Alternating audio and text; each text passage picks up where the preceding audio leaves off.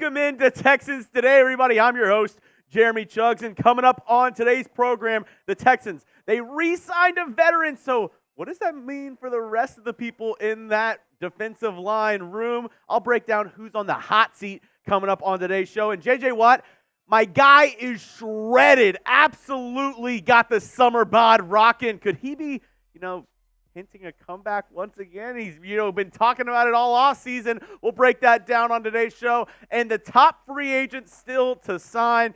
Texans, they already re-signed a defensive end. Who are some other guys who I could see them signing that at the end of today's show? And speaking of the end of today's show, we have some Texans trivia. The answer coming at the very end of today's show. I want to know, who are my smart Texans fans out there? Who knows ball? So I want to know. J.J. Watt, he's number one in Texans franchise history with 172 tackles for loss. Who's number two, though? Do you know who the number two guy is for tackles for loss for the Houston Texans? Go down in the comment section. Put your guesses in right now. Don't cheat. Don't look on Google. I see you opening up another tab. Don't do it. Don't do it. Wait till the end of today's video, and I'll let you know who's number two in Texans franchise history for tackles for loss. And somebody who could be getting some tackles for loss this season for the Texans is Jerry Hughes.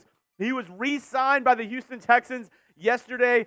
He spent the past two seasons in H-Town. The older edge rusher, maybe he's not what he once was, but in 2022, still gave the Texans 9 sacks in 17 games. Last year was just a rotational guy for this Texans defense, and just add some depth to this defensive line. I've talked about it on the program for the past month, that this defensive line needs more depth. The front four guys, they're awesome. Will Anderson, Denico Autry, Foley Fatukasi, Danielle Hunter, they are fantastic. But when you go a layer below that to the next guys, to the guys on the bench, Jerry Hughes, Tim Settle, Khalil Davis, Derek Barnett, they don't bring you as much excitement, And the signing of Jerry Hughes, this meant a couple things for me. I think these guys are on the hot seat. I think Derek Barnett, I think he's pretty good. I think the Texans will have a place for him on the 53-man roster. But when I look at the rest of the defensive ends, these guys come up on the hot seat for me. Rookie Solomon Byrd. And we all know, just because you're drafted by a team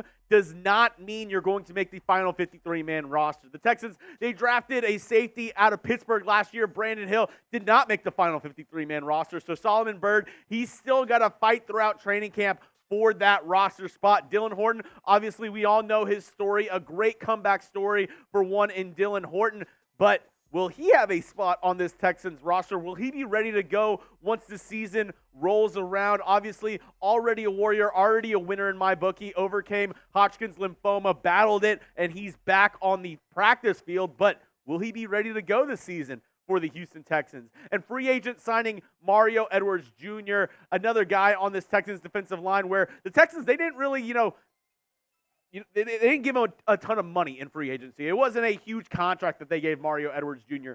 So he could be another guy who the Texans don't end up keeping on their final 53-man roster. And just a reminder, roster cutdown day is August 29th. So still a ways away. We obviously have training camp, preseason, all of that before that. But just a reminder to be keeping that date circled on your calendar, because I know I do.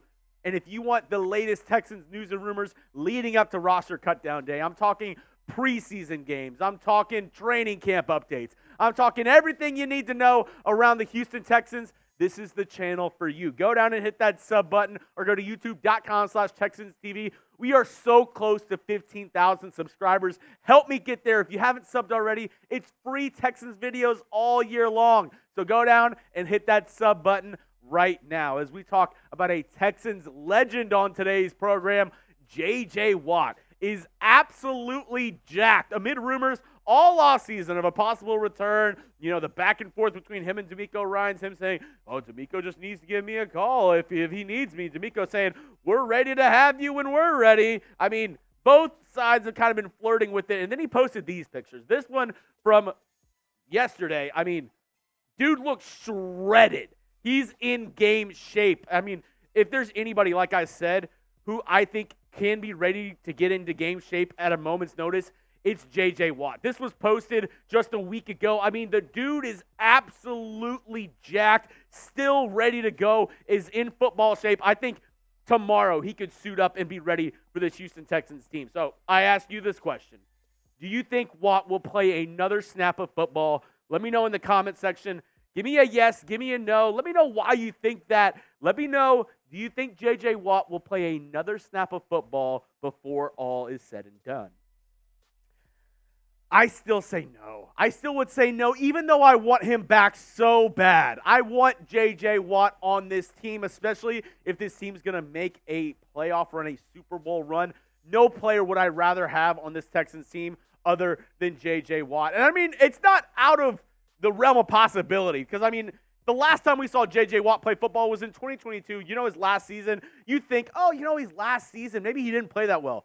No, in 2022, he had 39 tackles, 18 tackles for loss, 7 pass breakups, and 12 and a half sacks in his last season playing in the National Football League. I think he can 100% come back. And I've continued to say that Watt coming back would be awesome. It would be amazing.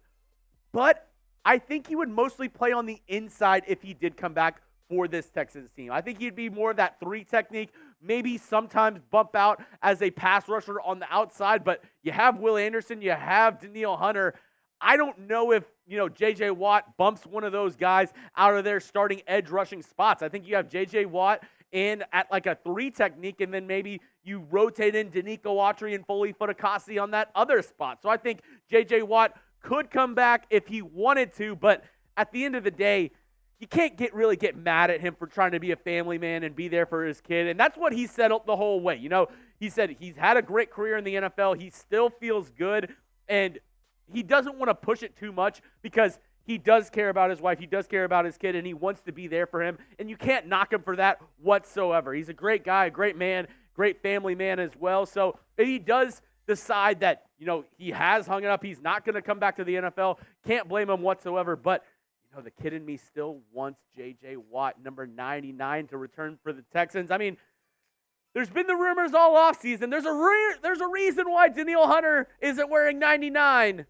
Maybe J.J. Watt does come back at some point. And if he does, we'll definitely welcome him back with open arms. And speaking of free agency, 4 free agents that still make sense for the Houston Texans going into training camp after they re-signed Jerry Hughes. I mentioned all of last week and the week before, the Texans, they need edge depth. They could sign a guy. They go out and they re-sign Jerry Hughes. Here's some more guys that I think could be a possible free agent moves. And they might not be the most flashy names, but first up, I'm going to go Dalvin Cook. He actually works out with the same trainer that trains Tank Dell down there in Houston, and Justin Allen. I think the Texans, they obviously are good at running back right now. They have Joe Mixon. They have Dameon Pierce. They drafted Jawar Jordan as well. They have Dare Ogunbowale in that running back room. But if somebody gets hurt or something happens, I could see them, you know, giving Dalvin Cook a call saying, hey, could you come in and be a backup for this team? I could see that being a possibility for this Texans team. It would be super cheap as well. I don't think Dalvin Cook would, you know, cost you a lot in free agency if you went out and signed him. That could be an option for this Texans team. Next up, Xavier Howard. And it's almost nauseating at this point because I really do believe in Kamari Lassiter. I think he's going to be your starting cornerback for this Texans team. But ESPN, Bleacher Report, all the major publications, they have a hard-on for the Texans signing Xavier Howard. It's at the top of all their lists. They're like, free agent destinations, Xavier Howard, Houston Texans. Xavier Howard could be a possible fit for the Houston Texans. Xavier Howard is the missing piece for the Houston Texans. They want the Texans to sign Xavier Howard more than anybody I know. ESPN, Bleacher Report, all the major publications. I think it would be a fit, but at this moment, I kind of want to see what Kamari Lassiter can do opposite of Derek Stingley. And if you need some depth, if you don't like, you know, maybe Jeff Okudah, CJ Henderson on the back end, maybe you go out and sign Xavier Howard. But then again, you already have 2 starters. Maybe you go out and get somebody cheaper than Xavier Howard. Another guy who I can see the Texans possibly bringing in is Quandre Diggs. I know I've talked about Justin Simmons a lot on the program before. He's going to be a little bit more expensive in my eyes if the Texans want to bring him in. But somebody who has a similar scheme set, similar, you know, skill set as Justin Simmons, who's a lot cheaper, would be Quandre Diggs. I keep forgetting who it is in the comment section that keeps on shouting out Quandre Diggs. But, I mean, I agree with you. If the Texans get towards the end of training camp and they're like, we don't really love our safety room, Jalen Petrie, Jimmy Ward, They're really not showing much improvement going into year 2 under DeMeco Ryans. Quandre Diggs could be a sneaky name that you go out and sign. People forget, he was awesome just 2 years ago in Seattle. I think amassing like 4 or 5 picks in the 2022 season. Got injured throughout his time there, but a low-key free agent that could really help the Texans in the long run. And lastly is Shaquille Leonard, and this is just because the Texans need a linebacker. I mean, Shaquille Leonard's really your only option, in my opinion, if you're looking to upgrade at the linebacker position. I mean, there's nobody else really out there at this point. So if the Texans really need a linebacker, if they're, really stretched for it, if they don't like their guys, if their depth is awful behind Azeez Al-Shire and Christian Harris, Shaquille Leonard could be a name. Also, familiar with the AFC South. Former Indianapolis Colt could bring you some insight to that team. So Shaquille Leonard could be another name to keep on the Texans' radar. And I told you at the beginning of the show, Texans trivia. Watt is number 1 in Texans franchise history with 172 tackles for loss. Who's number 2? The answer is Whitney Merciless. With 72, 100 less tackles for loss than J.J. Watt. If that doesn't show how, out of this world J.J. Watt was for this Texans team, the next closest guy in tackles for loss is 100 away.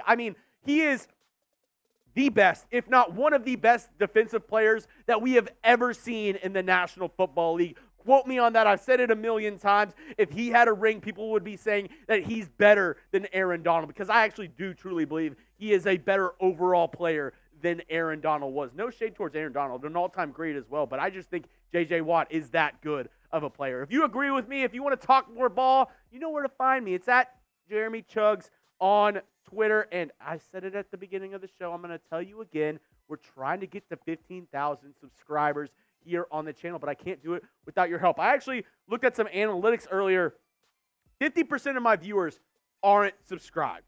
So help me change that. Help me grow this channel. I'm trying to make this the best Texans channel on YouTube, but I need your help. Go down and hit that sub button for free Texans content all year long.